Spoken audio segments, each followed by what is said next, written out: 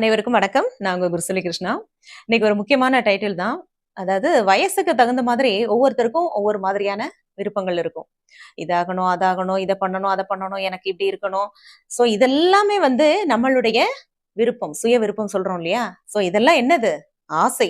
இன்னைக்கு அத பத்தி தான் நம்ம வந்து பேசப் போறோம். ஆசைன்னு சொல்லும்போது அதுக்கு நெறைய மீனிங் இருக்கு. விருப்பம், ஆர்வம் அதே மாதிரி வந்து காமம் அப்படின்ற ஒரு மீனிங் கூட இருக்கு. சோ அந்தந்த சூழ்நிலைக்கு தகுந்த மாதிரி அதுக்கான ஒரு மீனிங்க வந்து நம்ம எடுத்துக்க வேண்டியதுதான். சோ இந்த ஆசை அப்படிங்கறத பொறுத்தவரைக்கும் நமக்கு வந்து நியாயமான ஆசைகள் ஒவ்வொருத்தருக்கும் சின்ன குழந்தைங்களுக்கு அதுக்கு டாய்ஸ், சாக்லேட் இந்த மாதிரி. அதுக்கு அடுத்த ஸ்டேஜ்ல வந்து நல்லா படிக்கணும், நல்ல குரூப் கிடைக்கணும், நல்ல வேலை கிடைக்கணும், சீக்கிரமா செட்டில் ஆகணும். அதே மாதிரி யங்ஸ்டர்ஸ்க்கு வேற விதமான ஆசைகள்லாம் இருக்கலாம். அது நியாயமா இருக்கணும். அதுதான் ரொம்ப முக்கியம். இல்லைன்னா வாழ்க்கை கேள்விக்குறியாயிடும். சோ இந்த மாதிரி வயசானவங்களுக்கு வந்து தான் குழந்தைங்களா நல்லா செட்டில் ஆகணும். இந்த மாதிரி ஆசைகள் இருக்கிறது அப்படிங்கிறது வந்து நியாயமான ஆசைகள் தான். சோ எல்லாருக்குமே இருக்கக்கூடியதுதான். சோ இதுலயே வந்து இந்த பேராசை அப்படின்னு நம்ம சொல்லுவோம் இல்லையா? அதாவது நமக்கு ஒண்ணு இருக்கு. இப்ப எனக்கு ஒரு ஸ்டேஜ்ல நான் இருக்கேன் அப்படின்னா, அடுத்த ஸ்டேஜ்ல வந்து நான் போகணும் அப்படின்னு சொல்லிட்டு அதையே வந்து நினைச்சுட்டே இருக்கிறது.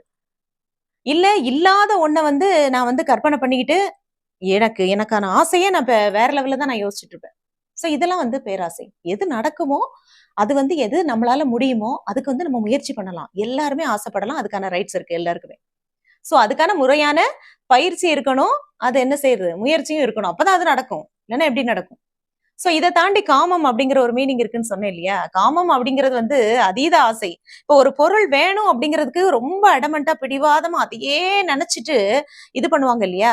அது வந்து ஒரு பொருளா இருக்கலாம். இல்ல ஒருத்தருடைய பணமோ, பொருளோ, இல்ல ஒரு குடும்பம் சார்ந்து வேற ஒரு குடும்பத்தின் மீது வரக்கூடிய அந்த ஆசை கூட அது வந்து என்ன சொல்லுவாங்கன்னா, மோகம் அப்படின்னு சொல்லுவாங்க இல்லையா? அதுக்கு தான் அந்த பேரு. சோ மோகம் அப்படி சொன்னோம்னா அந்த மாதிரி இருக்கக்கூடாது. அதீத ஆசை. சோ அதையே நினைச்சு நம்மளுடைய அது நல்லதுக்கும் சொல்லுவாங்க, கெட்டதுக்கும் சொல்லுவாங்க. அத நினைச்சு நம்மளுடைய வாழ்க்கைய கேள்விக்குறியாக்கிற கூடாது. ஏன்னா, இந்த ஆசை 60 நாள், மோகம் 30 நாள்ன்னு சொல்லிட்டு ஒரு பழமொழி வேற சொல்லுவாங்க. அப்ப மொத்தமா அந்த 90 நாளையில ஒருத்தருடைய கல்யாண வாழ்க்கையே முடிஞ்சிருமா? அப்படி கிடையாது. அதுக்காக பெரியவங்க அத சொல்லல. இந்த ஆசை 60 நாள், மோகம் 30 நாள் மொத்தம் சேர்த்து 90 நாளையில அந்த தம்பதிகளுக்குள்ள, அந்த புதுசா கல்யாணம் ஆன தம்பதிகளுக்குள்ள ஒரு புரிதல் வரும். அப்படி வந்து அவங்க கொஞ்சம் டைம் குடுப்பாங்க. அந்த புரிதல் அந்த டைமுக்குள்ள வரல அப்படின்னா, எல்லாரும் சேர்ந்து அது என்ன ஏதாவது அவங்களுக்குள்ள பிரச்சனை இருந்ததுன்னா, அத சரி பண்ணி வைப்பாங்க. அதுக்காக தான் அந்த பழமொழியே சொல்லியிருக்காங்க. சோ நம்ம வந்து ஒவ்வொரு சூழ்நிலைக்கு தகுந்த மாரி இது வந்து பொருள் இருக்கு அப்படின்னு சொன்னேன் இல்லையா? சோ இத வந்து புரிஞ்சுக்கணும். ஏன்னா இன்னைக்கு நெறைய பேரோட வாழ்க்கை வந்து இந்த மோகம் அப்படிங்கிற ஒரு தேவையில்லாத ஒரு விஷயங்கள் வந்து யோசிச்சு கேள்விக்குறியாயிருக்கு.